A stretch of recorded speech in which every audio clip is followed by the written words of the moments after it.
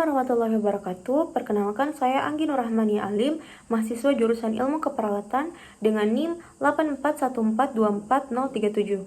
Dalam kesempatan ini, saya akan menjelaskan salah satu kasus disintegrasi nasional yang pernah terjadi di Indonesia, yakni Gerakan 30 September atau yang lebih familiar dikenal dengan G30 SPKI.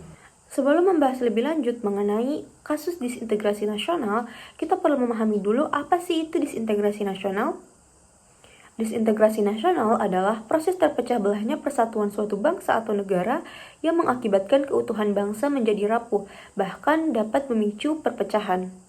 Waktu itu Indonesia berada di masa demokrasi terpimpin di bawah Presiden Soekarno. Situasi politik saat itu masih sangat memanas. Ada banyak ketegangan antar militer, antar partai politik, dan juga PKI atau Partai Komunis Indonesia, yang dimana PKI merupakan salah satu partai terbesar di Indonesia waktu itu. PKI dipimpin oleh DN Aidit dan memiliki pengaruh yang besar di lingkungan masyarakat. Di sisi lain, ada tentara, terutama tentara Angkatan Darat, yang dianggap jadi penghalang ambisi PKI.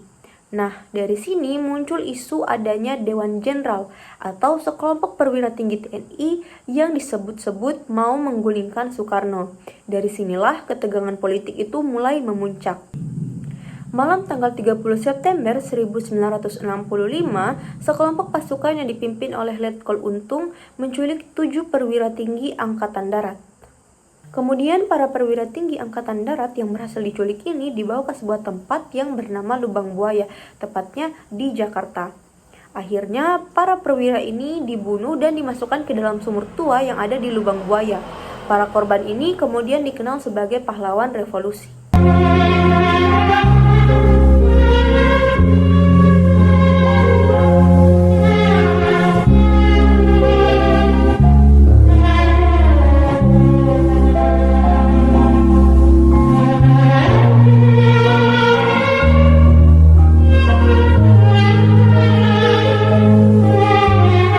Resmi disebutkan bahwa gerakan ini ingin mencegah kudeta Dewan Jenderal, tetapi banyak sejarawan meyakini bahwa tujuan sebenarnya PKI melakukan tindakan ini adalah untuk merebut kekuasaan dan mengganti ideologi negara menjadi komunis.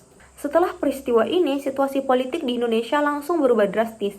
Mayor Jenderal Soeharto langsung mengambil alih komando, menumpas gerakan, dan dalam waktu singkat PKI dinyatakan terlarang. Peristiwa G30 SPKI ini menjadi titik balik lahirnya Orde Baru, dan sejak saat itu ideologi komunisme tidak lagi diperbolehkan di Indonesia. Itu tadi cerita singkat tentang sejarah G30 SPKI. Dari sejarah ini kita belajar bahwa penting untuk menjaga persatuan, toleransi, dan jangan sampai bangsa kita terpecah lagi karena perbedaan ideologi atau kepentingan. Sekian penjelasan dari saya mengenai kasus disintegrasi nasional. Wassalamualaikum warahmatullahi wabarakatuh.